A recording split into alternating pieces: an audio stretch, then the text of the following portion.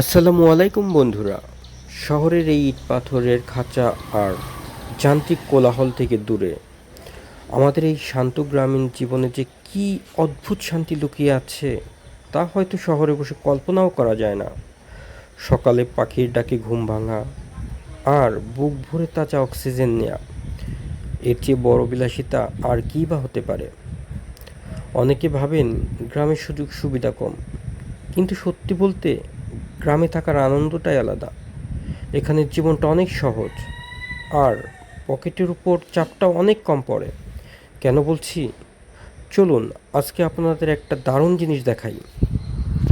এই যে দেখুন, এটা হচ্ছে আমাদের গ্রামের বাড়ির ঘরের পেছনের অংশ। আর এখানে দেখুন, প্রাকৃতিকভাবেই কত সুন্দর সুন্দর কচু শাক জন্মেছে। বাজারে গিয়ে চড়া দামে বিষাক্ত বা রাসায়নিক কেমিক্যাল দেওয়া সবজি কেনার কোনোই দরকার নেই আমাদের। একটা মজার তথ্য দিই আপনাদের। শহরের মানুষ যে অর্গানিক বা ফরমালিন মুক্ত খাবারের জন্য সুপার শপে হাজার হাজার টাকা খরচ করছে, আমরা গ্রামে সেটা ঘরের পেছন থেকে একদম ফ্রিতেই পেয়ে থাকি। এই দেখুন, নিজ হাতে একদম তাজা কচু শাকগুলো তুলে নিচ্ছি। এগুলোতে কোনো সার দেওয়া হয়নি, কিন্তু কোনো কীটনাশক ছেটানো হয়নি। একদম নিজ থেকেই প্রাকৃতিকভাবে এগুলো জন্মেছে। শাক তো তোলা হলো, এবার এগুলোকে ভালো করে পরিষ্কার করার পালা।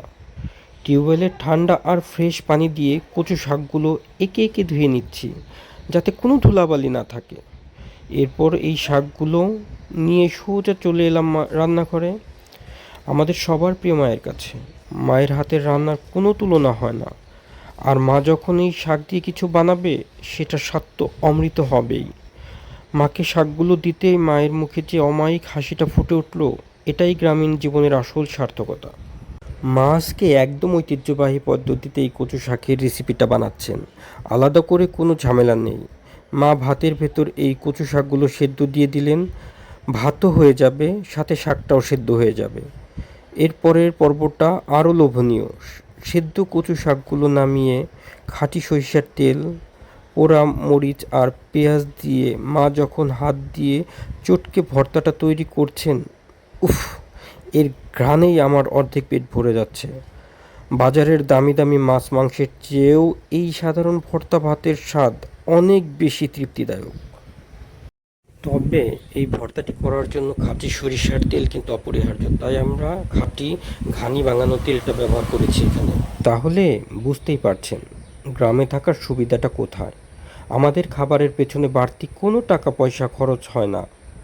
নিজের জমির বা ঘরের পেছনের ফ্রেশ জিনিস দিয়েই দারুণ সব খাবার তৈরি হয়ে যায়। গ্রামে থাকলে হয়তো টাকা পয়সা কম থাকে, কিন্তু মনের দিক থেকে শান্তিতে একদম রাজার হালে থাকা যায়। আপনারা যারা শহরে ব্যস্ত জীবনে হাঁপিয়ে উঠেছেন, তারা সুযোগ পেলেই গ্রামে ঘুরে যান। আর যারা গ্রামে আছেন, তারা এই সুন্দর জীবনটাকে উপভোগ করতে থাকুন।